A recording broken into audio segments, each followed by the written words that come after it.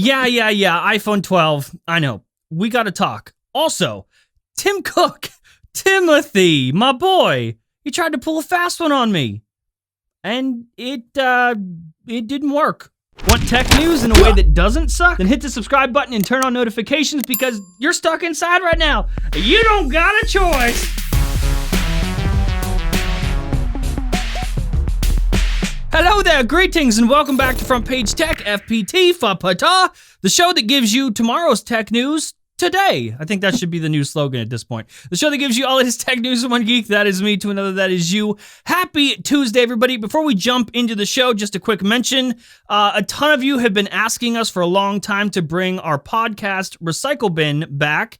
And surprise, out of nowhere, we posted a brand new episode of Recycle Bin, an hour-long episode of goodness. We talked about BAP. We talked about all the behind-scenes stuff going on with all of our Apple leaks and more. And apparently, y'all weren't kidding about wanting that show back, because over the weekend, Recycle Bin landed in the top 10 of the top shows in technology on Apple Podcasts. We were number 6 to be exact. Okay, so holy shit, thank you. Listen, if you haven't heard the episode yet, or you're not subscribed to the show yet, go ahead and look up Recycle Bin in all of your favorite podcast apps right now, and of course, I'll leave a few links for you to help down in the description below.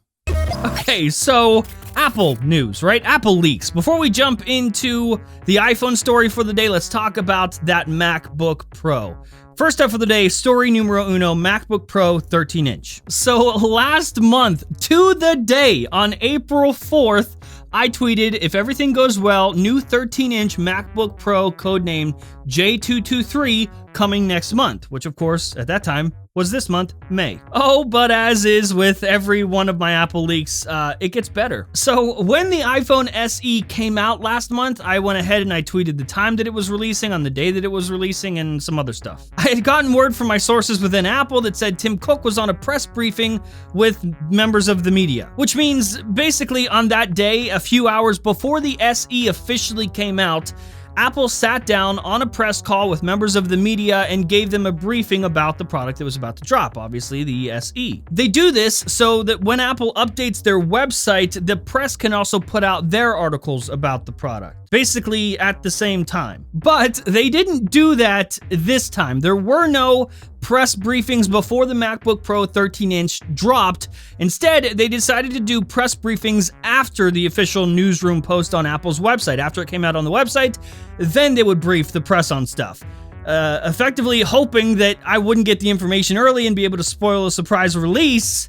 But that didn't work. They didn't tell anyone early, and still, your boy went ahead and tweeted. First, I apologize to Tim, because that's the courteous gentleman thing to do. Anytime I'm about to spoil a product release, I go ahead and apologize to Tim first, so that he knows that I know. And then, knowing that the MacBook Pro 13-inch was gonna drop just an hour later, I went ahead and tweeted, incoming, today's the day. And then right before it was about to drop, I went ahead and let people know that we were just 3 minutes away from the announcement. And just like that, 3 minutes later, it was posted on Apple's website in a press release. Hey, listen, future Jern here, all right? Brian is editing the show right now. I finished recording a couple hours ago, but I had to include this in the episode.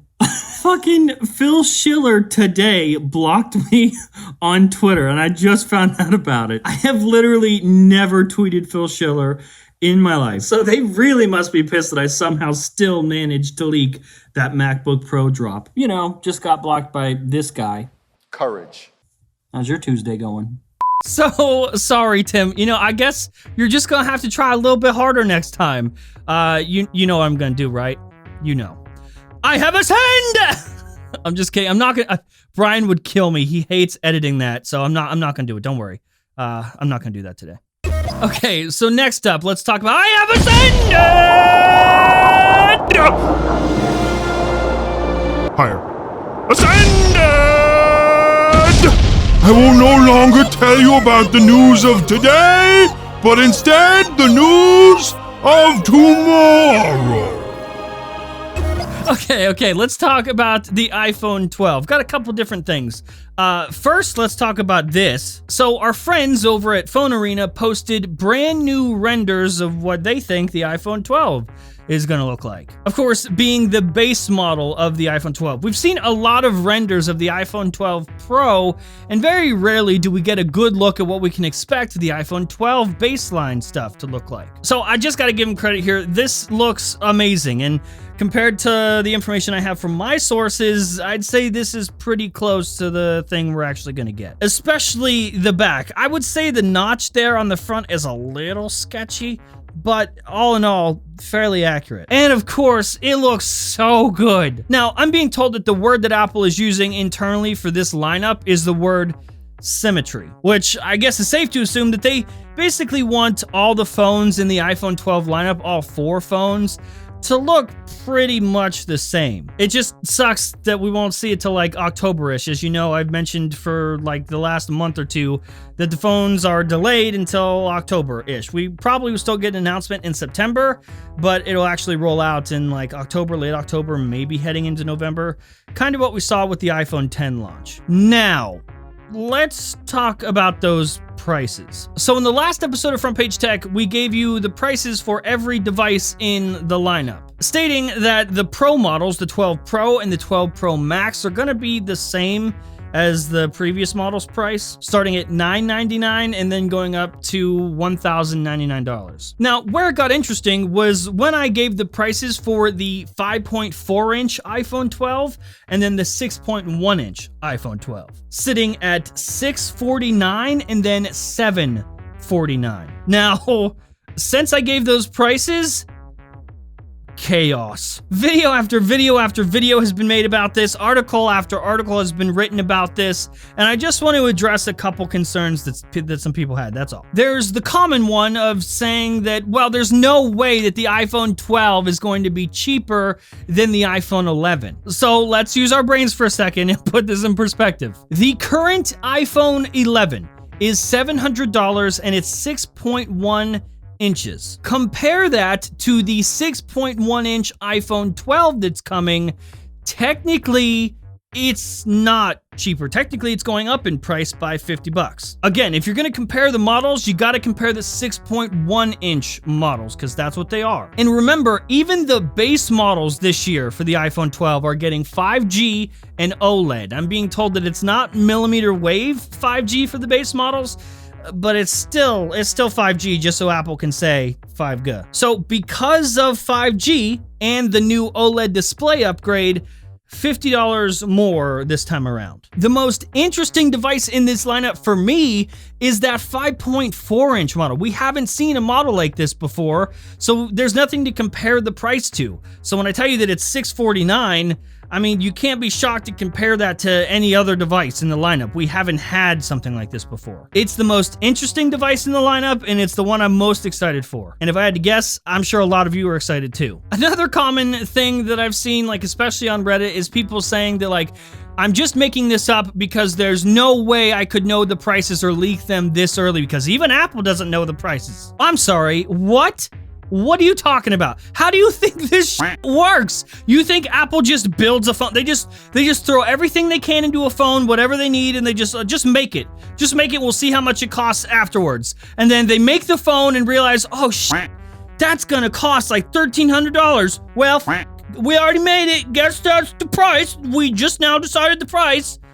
That's not how it works, all right? Apple budgets for these devices in order to hit a specific target price. Think about all the features that they could have added to previous models. Maybe you think they should have added, but they didn't. They chose not to because it would increase the price for them and in turn increase the release price for you, the consumer. So by the time they decide to put features in devices, it's probably because they figured out a way to finally make it work in the budgeting for the devices. So they already know the prices before they put the orders in for the parts for the phone. That's how shit works. That's how business works. Are you crazy? Like, you think Apple's just gonna accidentally make a $1,400 phone? Now, you might be wondering, how the hell are they able to get the prices this low seeing as, you know, even the base models are getting OLED displays this time around? Well, as you know, Apple typically works with Samsung for displays. They buy OLEDs from Samsung for the iPhones.